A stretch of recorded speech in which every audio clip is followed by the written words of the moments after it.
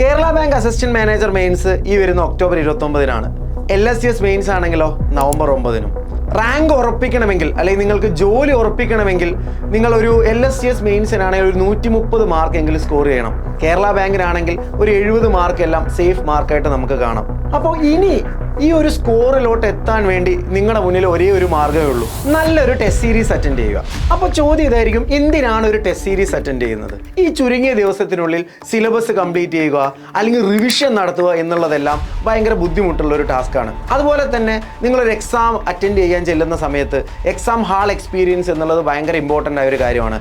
അത് time management ആയിക്കൊള്ളട്ടെ, അല്ലെങ്കിൽ നിങ്ങളുടെ എക്സാം ഹാൾ മിസ്റ്റേക്സ് അവോയ്ഡ് ചെയ്യുന്നതായിക്കൊള്ളട്ടെ, ഇതെല്ലാം മറികടക്കണമെങ്കിൽ നിങ്ങളൊരു ടെസ്റ്റ് സീരീസ് അറ്റൻഡ് ചെയ്യണം. പിന്നെയോ UPSC സ്റ്റാൻഡേർഡുള്ള എന്നാൽ PSC മാതൃകയുള്ള ക്വസ്റ്റ്യൻസ് സോൾവ് ചെയ്യുക.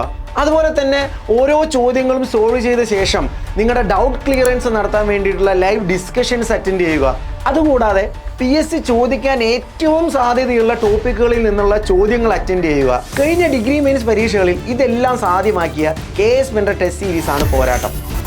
മാത്രമല്ല കഴിഞ്ഞ ഡിഗ്രി പ്രിലിമിനറി എക്സാമുകളിൽ 85-ലധികം ചോദ്യങ്ങൾ KS മെൻറ്റർ നടത്തിയ മാമാങ്കം ടെസ്റ്റ് സീരീസിൽ നിന്ന് വന്നു എന്നത് തന്നെ പോരാട്ടം ടെസ്റ്റ് സീരീസ് നിങ്ങൾ എന്തിന് അറ്റൻഡ് ചെയ്യണം എന്നതിൻ്റെ ഉത്തരമാണ്. അതുകൊണ്ട് തന്നെ കഴിഞ്ഞ സെക്രട്ടറി അസിസ്റ്റന്റ്, KS തുടങ്ങിയ ഡിഗ്രി തല പരീക്ഷകളിൽ 5 ഉദ്യോഗാർത്ഥിയെ റാങ്ക് ലിസ്റ്റിൽ എത്തിച്ച KS മെൻറ്ററിനൊപ്പം ചേർന്ന് ഈ ടെസ്റ്റ് സീരീസ് അറ്റൻഡ് ചെയ്യാൻ നിങ്ങൾ ഈ സ്ക്രീനിൽ കാണുന്ന നമ്പറിൽ കോൺടാക്ട് ചെയ്യുക, അല്ലെങ്കിൽ താഴെ തന്നിരിക്കുന്ന ഗൂഗിൾ ഫോം ഫില്ല് ചെയ്യുക. KS മെൻറ്റർ ഉള്ളപ്പോൾ സർക്കാർ ജോലിക്കായി ഇനി കാലങ്ങൾ കാത്തിരിക്കേണ്ട.